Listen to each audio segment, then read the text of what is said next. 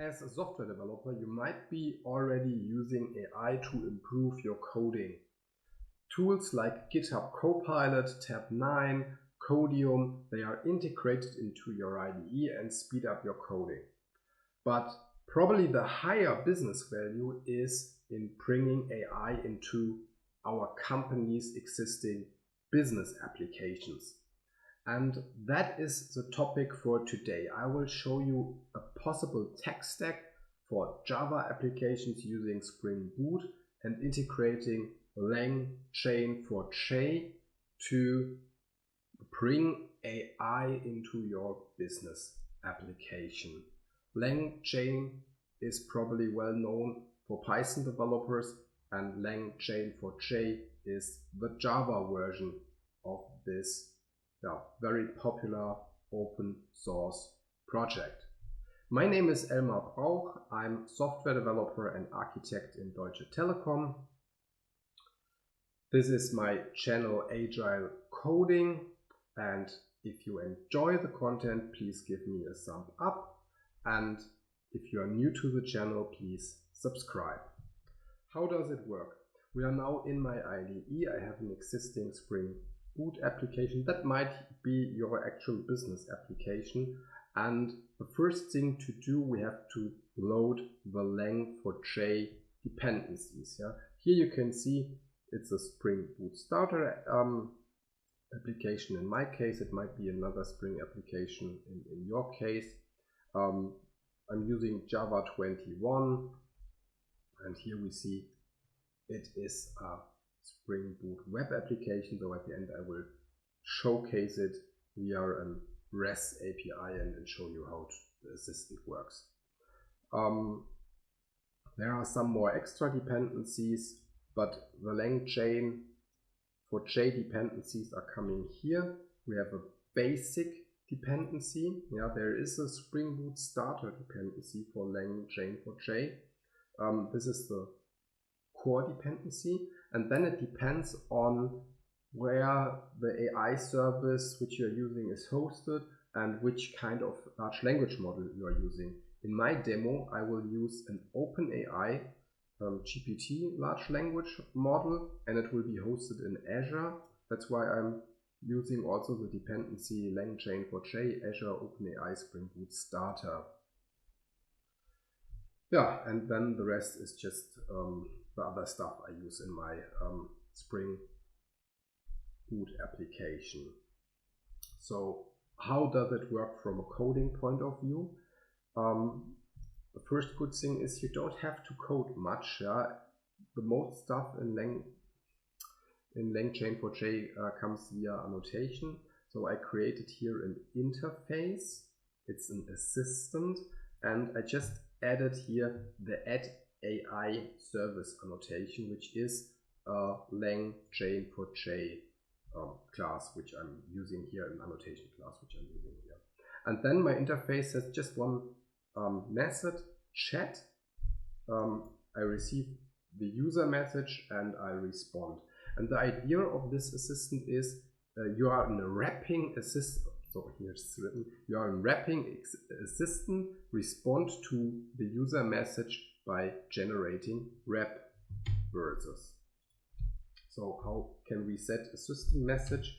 We just use the system message annotation, also part of the LangChain4j dependency, and then we just define our system prompt, the one I had here as a comment. That is the first thing. The interesting thing is here the implementation of this interface. We don't have to write this. The LangChain4j library is providing this for us. All we have to do is calling this interface, or the being created out of this interface automatically for us. So therefore I created upfront an assistant controller. This is the REST interface in my Spring application. It's just a simple get method, listening to the path/assistant, we are receiving a message, which is a request parameter, and we put this in the assistant chat method. And there we put it here. Here you see the assistant bean created out of this interface is auto-wired to this controller class so that I can use it. But I didn't have to write any implementation for it. What I need to do, since LangChain4j is a Spring Boot starter dependency, or it's built like a Spring Boot starter dependency, it's not an official Spring Boot starter library because it's provided by a third-party vendor, which is the open source project. So let's have a look in the application properties, and here we can see some stuff. Later I will do also a demo with sending emails, so we can ignore this part for now. I made some login configuration which can be also ignored, but the interesting thing is what we see here. Here we see the, let's say, a small set of properties which you can set for the LangChain4j model. As always, we need an API key to call the Azure OpenAI service. It's not shown here, it's part of my environment variables. The same is about the endpoint. The LangChain4j Azure OpenAI endpoint of the chat model is just defined here. It's really just the basic path with the domain. You do not have to put more stuff in this property. The rest comes automatically because you have also to define the deployment name, and in my case the deployment name is GPT-4 Turbo Preview Model. But the full URL is automatically built by LangChain4j based on those three properties. Then we have like special properties like the temperature, which defines how the large language model, which is called, shall respond, how the temperature of this model is.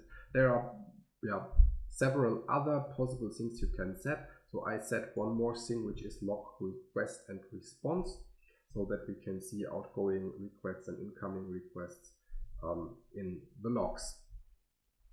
And that's it. Now we can start the application and quickly test it. The application started. It took some time to boot. Therefore, I prepared a simple Postman collection. And first of all, I will call the assistant endpoint with a get method, and the message will be just, "Hi, my name is Elmar." And let's see if we get a rap style response. That sounds like a rap. "Yo Elmar, what's good, what's up, got a question or just want to chat?" So that sounds like a rap to me. So this part is already working, but my demo goes a little bit further. So I sent a second chat message asking, "Who am I?" And the expected response is that it will not know who I am, but we will fix this in a second. You can see we get a long answer, but it does not contain my name. So how can we fix this? We can configure the LangChain4j assistant in our Spring Boot application. Here I have an assistant configuration file prepared. It's just a simple Spring Boot configuration class, so nothing special. You should know it from your existing Spring Boot project. And I prepared already here a bean called chat memory.